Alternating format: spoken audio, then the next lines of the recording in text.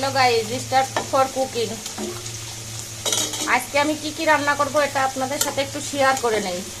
আমি তো আবার জানেন, আপনাদের সাথে যদি শেয়ার না করি আমার পেটের ভাত হজম হতে চায় না। এই দেখেন আমি কি রান্না করতেছি। এই যে তরকারি অবশ্য দেখে সব লোকে বলে এতটুকু দিয়ে কি হবে, এটা দিয়ে 10-12 জন লোককে খাওয়াই দিই আমি। আমার হাতের অনেক গুণ আছে। দেখেন এই দেখেন একটা ম্যাক্সি বানাইছি নতুন। এই দেখেন, আপনাদের তো সবকিছু না বললে আমার আবার পেটের ভাত হজম হতে চায় না।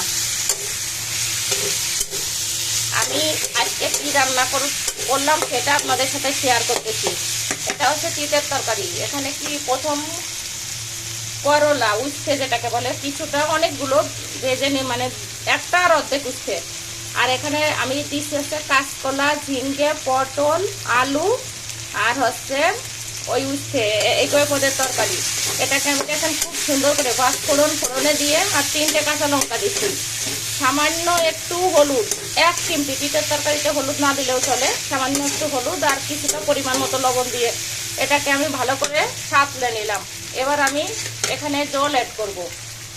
বেশি জল দেবো না, একটু থকথকা মতো তরকারি রান্না হবে।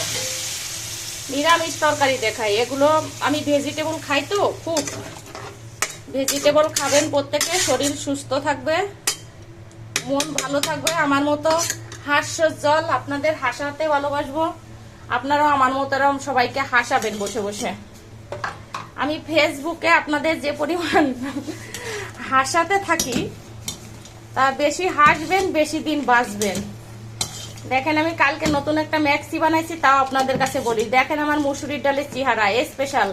মাত্র অনলি 10 মিনিটে আমি ডাল রান্না করি। ডালটা প্রেসারে 1 সিটি দেয় যাতে একদম ভেড়ভেড়ে না হয়ে যায়। ডাল কিন্তু এত গলে নাই। আর ফুটানো পানি তো এই যে আছে হাঁড়ি ভরা, ফুটানো পানি একটু জাল করে ডালটা এই যে দেখেন উতলায় আসছে।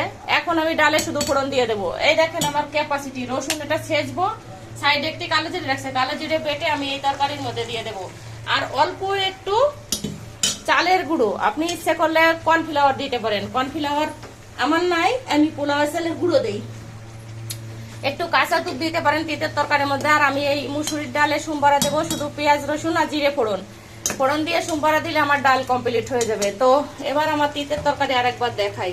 এই দেখেন প্রায় রান্না শেষের পথে। আমি এখন হচ্ছে কালো জিরেটা বেটে এখানে দিয়ে দেবো আর এর ভিতর দেবো। আর কালো জিরের সাথে একটু ছোট্ট একটা মরিচ দেবো, কাঁচা লঙ্কা।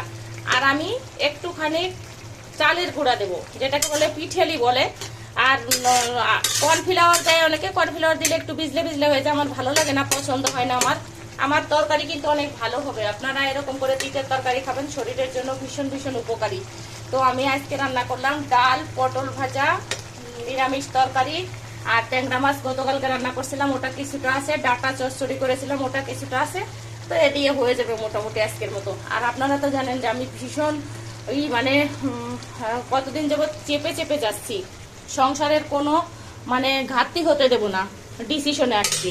সেই ডিসিশনে আমি বহাল আছি। ডিম কিনি না, কিচ্ছু কিনি না। অল্প বাজারে অধিক খাবার, অল্প কাপড়ে অল্প সাবানে অধিক কাপড় কাতার মতো। রবীন্দ্রনাথ ঠাকুরের সেই কাদম্বিনী আর হেমাঙ্গিনী গল্প পড়ছি, সেরকম আমিও শুরু করছি। আপনারা প্রত্যেকে ঘরে ঘরে এরকম করেন। দেখেন পেঁয়াজ ছাড়া তরকারি রান্না করছি, এই তরকারির স্বাদ কিন্তু স্পেশাল হবে। আমি এখানে কোনো মিষ্টি বা চিনি অ্যাড করি নাই। কেন? ঝিঙ্গে হচ্ছে একটু মিষ্টি মিষ্টি তরকারি। এটা দিয়ে যখন রান্না করা হয় তখন তরকারির স্বাদটা এমনি মিষ্টি হয়। তো আমার ডালে একটু ফোড়ন দিয়ে নেই। আপনাদের সাথে আর বগর না করলেও এখন চলবে। বেশি বগর করতে যেয়ে আমার রান্না শেষে সমস্যা হয়ে যায়। তো আপনারা ভালো থাকেন, সুস্থ থাকেন, আমার পেজের পাশে থাকবেন। আজকে একটু নিরামিষ খাবারই আপনারা খেয়ে নেন কষ্ট করে।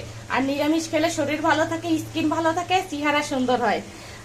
আমি দেখেন তো বয়স আমার, তাও আমার স্কিন কত টান। আমার মতো আপনারা নিরামিষ ডাল তরকারি যেগুলো খেতে থাকবেন, তাতে আপনার টাকাও বাঁচবে, ব্যাংক ব্যালেন্স বাড়বে, আর রান্না ঝামেলা কমবে, শরীর সুস্থ থাকবে। Bye bye.